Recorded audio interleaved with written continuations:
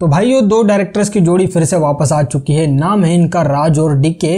और राज और डीके का काम आपने इससे पहले देखा होगा। फर्जी जो सीरीज आई थी वो भी इन्हीं की थी। फैमिली मैन जो आई थी वो भी इन्हीं की थी।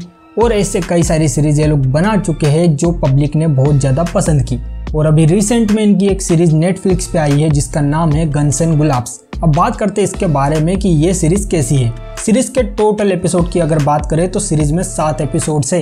और जो सीरीज के 6 एपिसोड है उनकी लेंथ जो है वो सिमिलर है, लेकिन 7वें वाले एपिसोड की लेंथ 1 घंटे से भी ज्यादा है। और वो 1 घंटा जो है वो आपको फील नहीं होगा कि 1 घंटा है, क्योंकि सीरीज जो है वो आपको एंगेज करके रखती है। अगर बात करें इसके पिछले 6 एपिसोड्स के बारे में तो बीच बीच में आपको कहीं ना कहीं थोड़ा डिस्ट्रैक्शन लग सकता है, एपिसोड थोड़े लंबे लग सकते हैं। ये भी फील हो सकता है कि सीरीज जो है वो कोई अलग दिशा में जा रही है, लेकिन जब 7वां एपिसोड आएगा तब आपको पता चलेगा कि ये सब चीजें एक दूसरे से कनेक्टेड है। तो बिना टाइम वेस्ट किए अपन सीधे अब इसके कहानी के बारे में बात करते हैं। कहानी शुरू होती है 2 गांव से और दोनों गांव एक दूसरे के कट्टर दुश्मन है।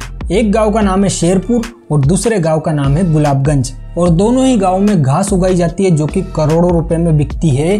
अब आप समझ ही गए होंगे कि मैं कौन सी घास की बात कर रहा हूँ जो इतनी महंगी बिक रही है। गुलाबगंज में यह घास का जो सप्लाई का काम करता है वो है गांची। और जो गांची का विरोधी है जो शेरपुर से काम करता है, नाम है उसका नाबिद। तो गांची नाबिद को अपना बेटा मानता था, सारा बिजनेस नाबिद को देने वाला था। लेकिन कुछ ऐसा हो जाता है इन दोनों के बीच में, नाबिद और गांची एक दूसरे के कट्टर दुश्मन हो जाते हैं। और नाबिद हमेशा से चाहता है कि वो गांची से भी बड़ा बने, जो कि वो बन नहीं पा रहा था। अब आपको सीरीज में ये देखना है कि क्या वो गांची से बड़ा बनेगा। जब गांची ये झगड़ा कंटिन्यू नहीं कर पाएगा तो गांची का बेटा झगड़े को कंटिन्यू रखेगा। और ये सीरीज की जो पूरी कहानी है ना, बस एक ऑर्डर को लेके है जो कि बहुत बड़ा ऑर्डर है। करोड़ों रुपए का ऑर्डर मिल चुका है गांची को। तो इधर हो चुकी है कोलकाता वालों के साथ गांची की डील। लेकिन वही इनकी डील की माँ बहन करने के लिए आ रहा है ऑफिसर अर्जुन, जो कि नारकोटिक्स विभाग में काम करता है और काफी ज्यादा ईमानदार टाइप का आदमी है। तो अब ऑब्वियस सी बात है कि पुलिस वाला गांव में एंटर हो चुका है, तो वो तो ये सब चीजें होने नहीं देगा, बीच में बार बार आएगा। और कई बार ऐसा होगा कि विलन्स और जो हमारा पुलिस वाला है हीरो आपस में टकराएंगे। और बहुत बार आपको इनकी टक्कर देखने को मिलेगी और मजा भी बहुत आएगा। अब बात करते हैं राजकुमार राव के कैरेक्टर के बारे में।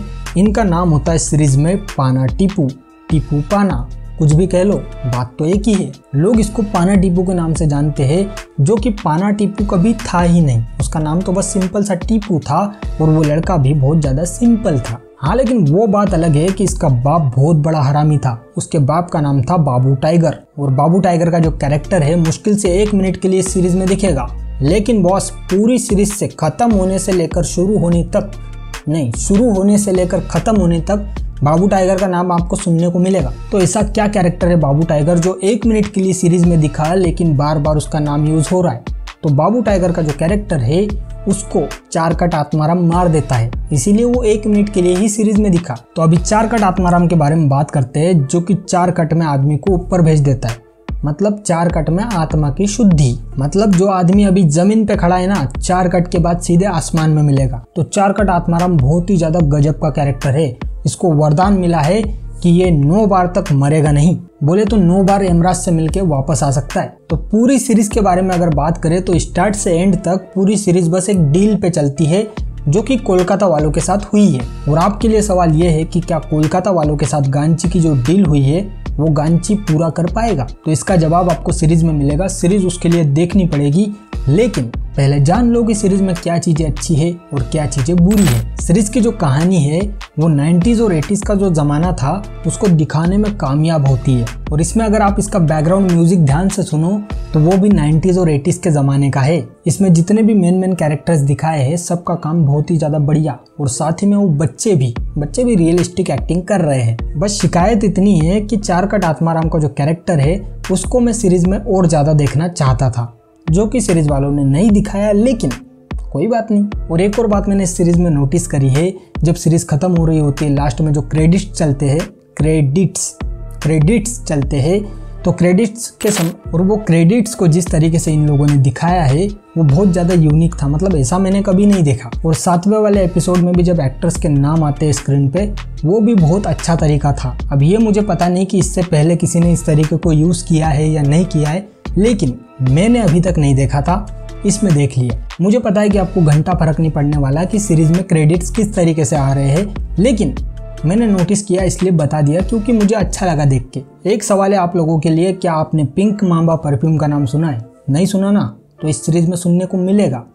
मुझे पता है आप लोगों ने कौन सा नाम सुना होगा, कोबरा परफ्यूम, सबका फेवरेट कोबरा परफ्यूम। लेकिन पिंक मांबा के बारे में जानना चाहते हो तो इस सीरीज को जाके देखो, उसमें आपको पिंक मांबा के बारे में अच्छे से बताया जाएगा। सीरीज में आपको बताया जाएगा पिंक मांबा के फायदे, मतलब किस तरीके से पिंक मांबा परफ्यूम को अपने लव लेटर के ऊपर छिड़को, बिना लव लेटर पढ़े लड़की आपके प्यार में गिर जाएगी भाई। तो जो टिप मुझे इस सीरीज में मिली है, वैसी अगर टिप्स चाहते हो तो इस चैनल को सब्सक्राइब मत करना, क्योंकि मैं ऐसे टिप्स बिल्कुल नहीं देता हूँ। लेकिन अगर आपको ऐसे ही मूवीज के ऊपर वीडियोस चाहिए, सीरीज के ऊपर वीडियोस चाहिए, तो इस चैनल को आप सब्सक्राइब कर सकते हो।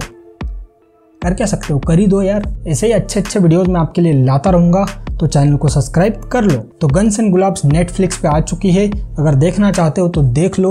मुझे तो सीरीज अच्छी लगी, लेकिन कई पॉइंट पे सीरीज जो है वो थोड़ी लंबी फील होती है। तो भाई लोग, इसके अलावा इस सीरीज में कोई भी दिक्कत नहीं, बिल्कुल आराम से जाके आप इस सीरीज को देख सकते हो। और मैं बता रहा हूँ, इस सीरीज का सेकंड पार्ट भी आएगा और जल्द ही देखने को मिल सकता है। और वीडियो खत्म करने से पहले बता देना चाहता हूँ कि गांची के बेटे का जो रूप देखने को मिला है ना 7वें एपिसोड में, बिल्कुल भी मिस मत करना, क्योंकि वही तो होप दे रहा है सेकंड सीजन देखने के लिए।